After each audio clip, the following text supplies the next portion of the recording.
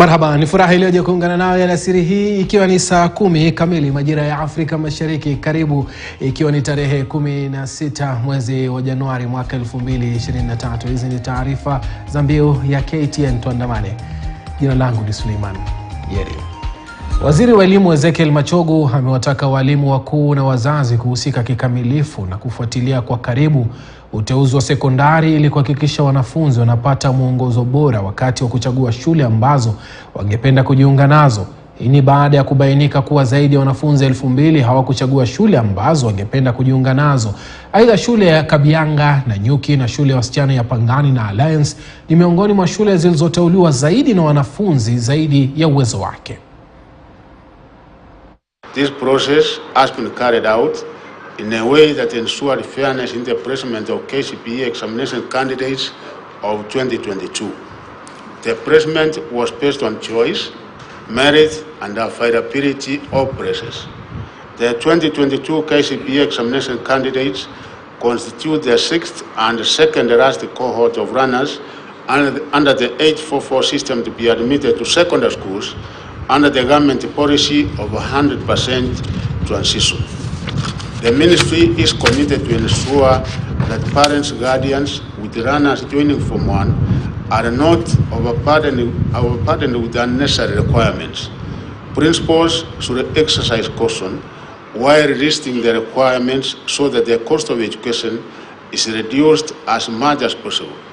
And this one, we are insisting that we don't expect so many other requirements, because the policy of government is to make education accessible. So brought apart from uniform and the amount that has been set by the government, we don't expect anything more.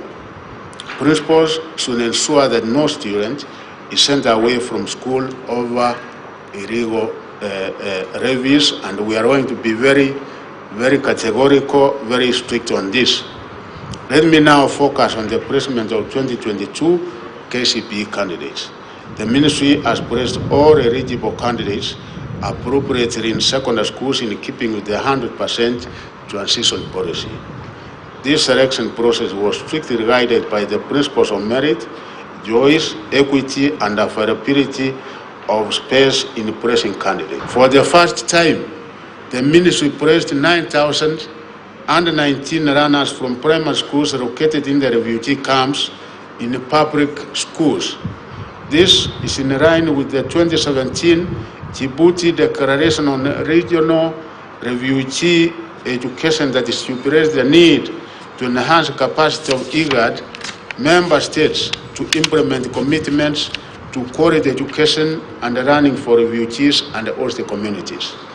During the selection process, it became clear that a large number of candidates did not receive proper guidance and direction when choosing schools. This resulted in some schools attracting far many applicants against their capacities. These schools include Kabianga High School, which has a capacity of 768, attracted 153,078. Yeah, you can see we have only 768, and this time we have said no one will be able to go beyond the capacity as given by the ministry. This was the total number of applicants. Nanyuka High School had applicants 148,827. They can only accommodate 576. Nyandarua High School, the total number of applicants were 137,511, and they can only accommodate 240. Pangani Girls had 119,265 applicants, and they can only be able to accommodate 384. Tukisalia kwenye kikao hicho, serikali imetangaza kuwa kila mwanafunzi wa sekondari ya ngazi ya chini katika shule ya umma atatengewa shilingi 15,000 kutoka kwa serikali. Waziri wa Elimu Ezekiel Machogu amekariri kuwa wanafunzi wa sekondari ya ngazi ya chini watakuwa na sare tofauti, huku bodi ya uongozi za shule mbalimbali zikijukumiwa jukumu la kuchagua sare hizo. His Excellency the President of the Republic of Kenya, Dr. William Samoei Ruto, has directed that the National Treasury set aside 15,000 per annum as capitation to facilitate free running in all our public schools. In total, the government will spend Kenya shillings 9.6 billion for the runners in a junior secondary school this calendar year. It therefore means that no school should charge any fees for grade 7 runners unless such schools are reporting wings. I want to repeat, as you are aware, the amount that the government has been giving for secondary schools in the form of capitation is 22,244. And for primary, the amount of capitation that the government has been giving is 1,420. So because junior secondary, that is from grade 7, 8, and 9, is actually secondary, we have worked on a figure, and His Excellency the President did accept and agree with that figure, that the amount which will be given per student is 15,000, almost equal to what is given to senior secondary, because senior secondary, they will continue getting the amount they are getting, which is 22,244.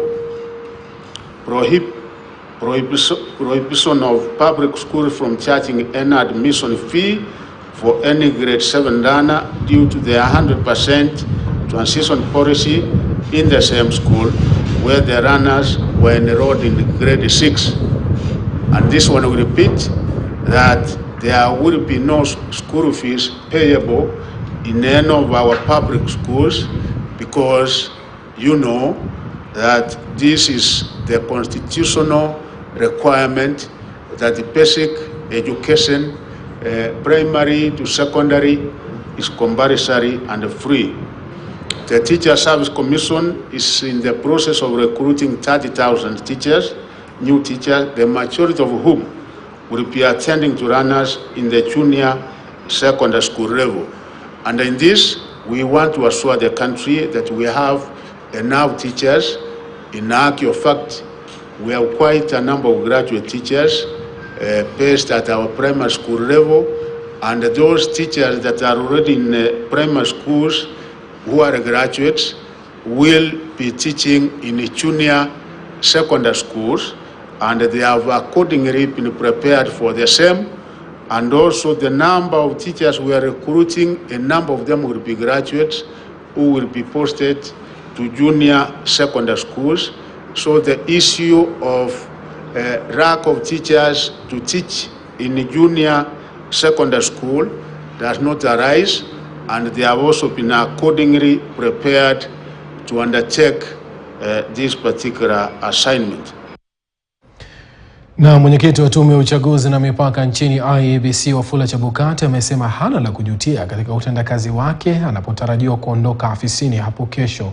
Akizungumza katika hafla ya kuzindua ripoti ya uchaguzi mkuu wa mwaka 2022, Chebukati alitaka Wakenya kuteua makamishna waadilifu na wasiokuwa na kuegemea upande wowote kisiasa kujaza mapengo ambayo yataachwa na IEBC. Chebukati na makamishna Boya Molu na Abdi Gulie wataondoka afisini hapo kesho baada ya kuhudumu kwa muda wa miaka 6.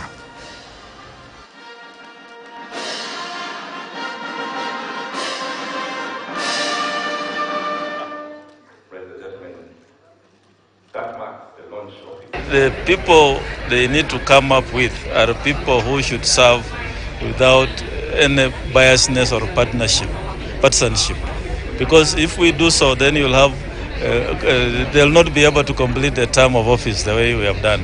You have to be impartial individuals for them to complete the office term. I say so because any sign of biasness leaning to any political divide, it goes down very badly if you are a commissioner or a chairman of IEBC. And my word of advice to those who will be bearing the responsibility of replacing us with other Kenyans is that the IEBC office as chair or commissioners is not for the faint-hearted.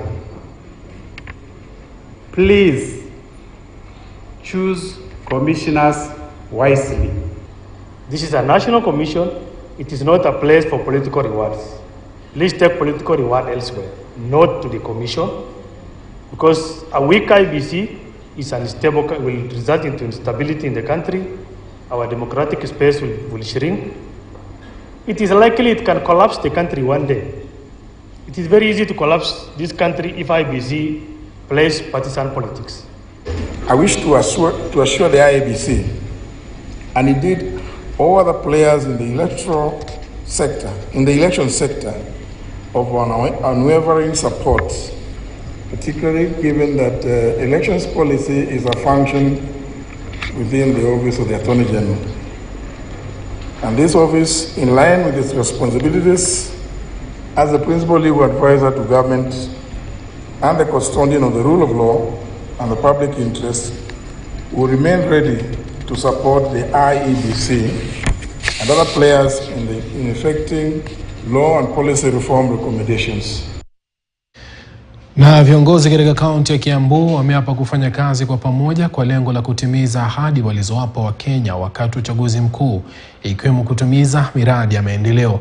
Wakiongozwa na mbunge wa Kikuyu ambaye ni kiongozi wengi katika bunge la kitaifa Kimani Ichung'wah, pamoja na wabunge 12 walioungana na wawakilishi wadi 60 kuwahakikishia wakazi ushirikiano wao. Viongozi hao walimshukuru Rais William Ruto na naibu wake Rigathi Gachagua kwa kumteua Joseph Mbugua kuwa katibu katika wizara ya barabara.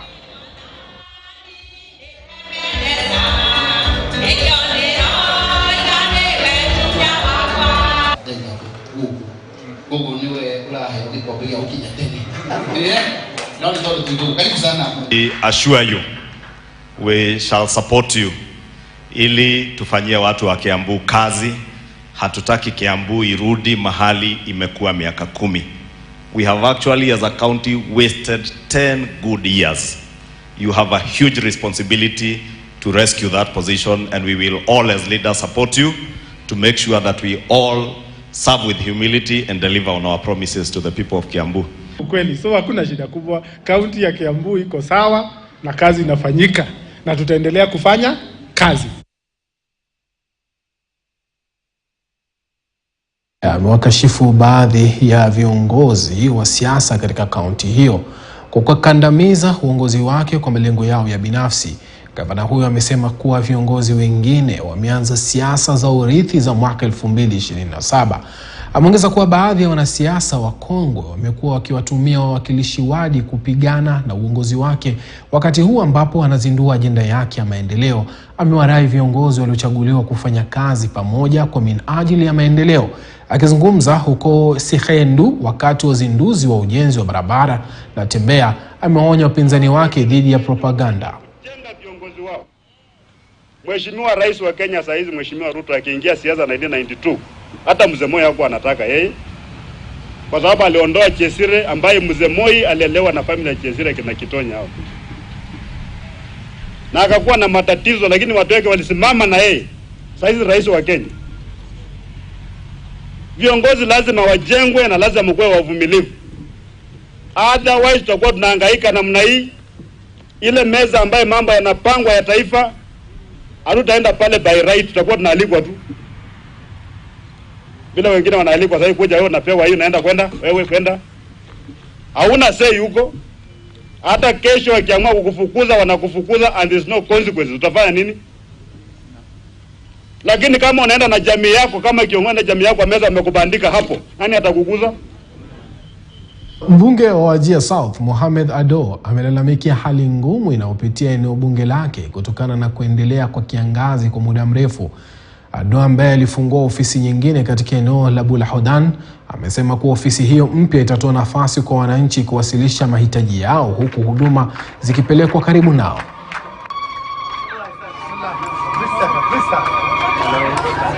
Where's the camera?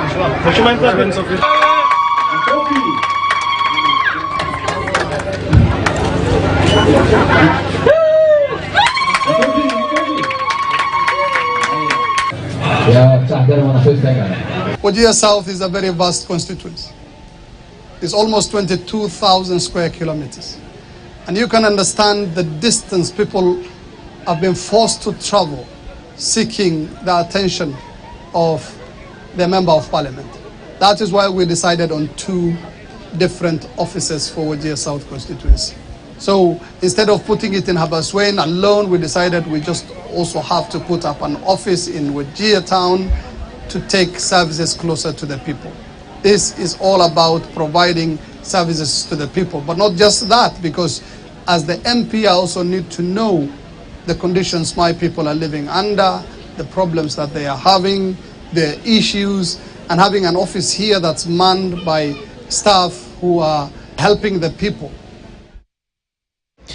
Ibada ya Jumapili katika kanisa la Full Gospel Churches of Kenya tawi la Mwangaza, kaunti ya Isiolo, ilitatizwa baada ya vurugu kuzuka, huku baadhi ya waumini wakimzomea kasisi mkuu wa eneo hilo David Kaibunga na kiongozi wa wilaya hiyo kasisi Gideon Kirima kufuatia mpango wao kumpandisha hadhi mhubiri Stanley Mutiridhia, wakidai inaenda kinyume na tamaduni za kanisa hilo. Maafisa wa polisi walilazimika kuweka ulinzi kwenye madhabahu ili kuwalinda viongozi hao wawili dhidi ya kushambuliwa na waumini waliokuwa na ghadhabu. Kwa mujibu wa kasisi mstaafu William Thirari aliyeasisi kanisa hilo mjini Isiolo karne 4 zilizopita, amesema kuwa hatua ya kumpandisha ngazi mhubiri huyo ni kinyume na kanuni za kanisa hilo, akitaja kuwa ni njama ya kuhamisha kanisa hilo kutoka uongozi wa tawi la Mwangaza hadi wilaya ya Ruiri. Tukamwekea mikono kuwa zemanzi, tukamwekea mikono kuwa mzee wa kanisa, tukamwekea mikono kuwa pastor. Sasa wakati huyu mzee wetu Livirale ameritaya, alitaya Februari mwaka uliopita, hapo mambo ikaanza.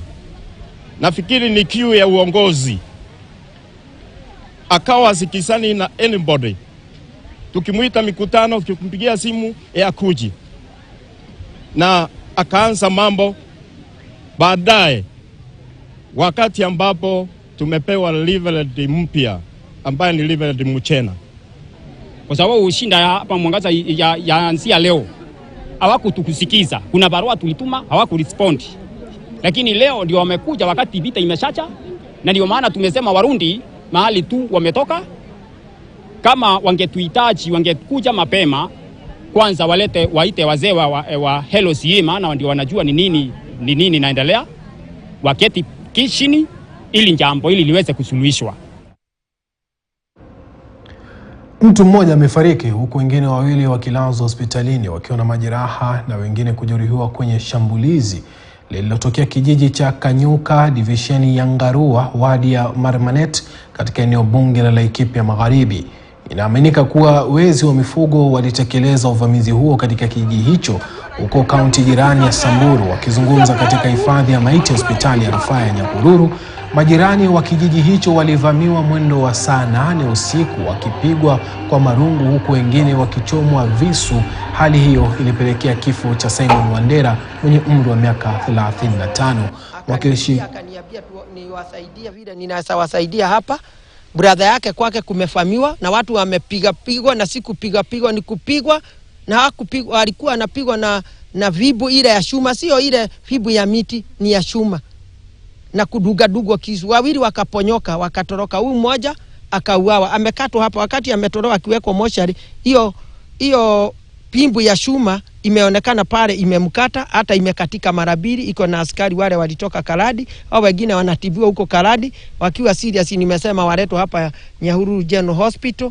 Mimi nataka kuuliza serikali yetu ambayo inaongozwa na William Samuel Arap Ruto na Rigathi Gachagua au jina ingine Rigiji, nataka kuuliza Kidiki Kithure, tafadhali Rigiji, ni uraigwa unasikia ile lugha ninaongea, tafadhali tuleteeni mkuja mtujegee baraki hapa kwa Kuki Galaman. Watu wetu wataendelea kuwao bakalini.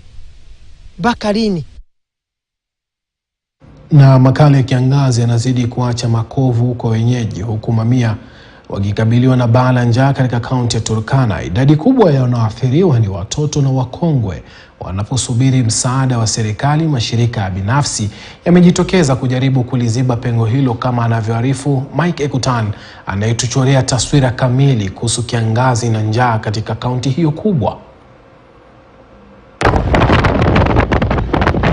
Tumesafiri kilomita kadhaa kutoka mji wa Lodwar hadi katika kijiji hiki cha Kwanza, kaunti ndogo ya Turkana ya Kati. Tunapatana na mzee huyu mwenye umri wa miaka takriban 72 na kipenzi chake cha roho Alice Lotianga, ambaye anaonekana akimsaidia mzee mwenyewe. Njaa imemfanya kushindwa hata kuamka, ila kwa msaada wa mkewe ananyanyuliwa na kutembea akiwa ameshikiliwa asianguke.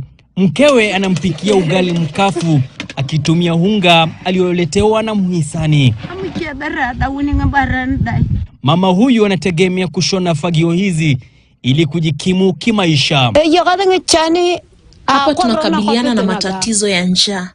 Mifugo tulionao walikufa kutokana na kiangazi. Tunategemea tu kushona fagio hizi na vipu kisha tunauza. Na mara nyingi tusipouza tunalala njaa siku kama 2 hivi au hata 3. Mzee huyu anaelezea KTN News kuwa alikuwa tajiri tajika aliyekuwa na miliki mifugo wengi katika kijiji hiki, ila kiangazi kimewala mifugo wote. Sasa amesalia maskini wa kuomba. Mimi ni Amriatu Egron. Hapa ni njaa tu. Mimi nilikuwa tajiri, kila mmoja ananitambua. Nilikuwa na ng'ombe wengi, ngamia, punda, kondoo na mbuzi. Lakini walikufa wote kutokana na kiangazi hiki ambacho kimenifanya kuhuzunika na hata kunidhoofisha. Sina hata nguvu kwa kukosa chakula. Hali ni mbaya kiasi kuwa mhisani huyu anaguswa mshipa, anaachilia machozi ya mdondoke. Mhisani mwenyewe ni mwanaharakati ya dhuluma dhidi ya jinsia ambaye pia ni mwanzilishi wa shirika la Dream International kutoka Marekani. Josephine Stegman ndiye ameipa familia hii matumaini. Josephine anasema kuwa familia hii inapitia hali ngumu na ameahidi kuwanunulia vyakula vya kutosha kila baada ya miezi 3. Beautiful souls, I've given them a promise of food. I make sure they see it quarterly. The specification of the food that I described to them can last them every 3 months. I have committed myself, as long as I live until they get a good health, they'll get it. Aidha amewaahidi kuwajengea nyumba ili waishi maisha mazuri. What is there, and I promise to build them a 2-room house at least. They can live like human being. And I ask from them as their daughter to spread the generosity to the rest, not to forget where they come from. Amewataka washikadau kujitokeza kumpiga jeki katika safari ya kuikomboa familia hii yenye upendo. Serikali ya kaunti ya Turkana hapa inasambaza chakula cha msaada kwa waathiriwa.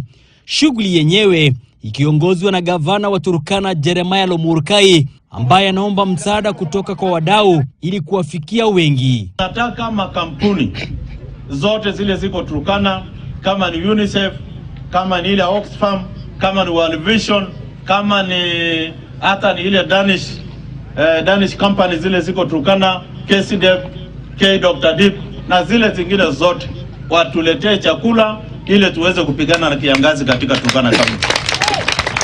Na pia serikali kuu ituongezee chakula kingine ili tupate kuweza kulisha hawa watu.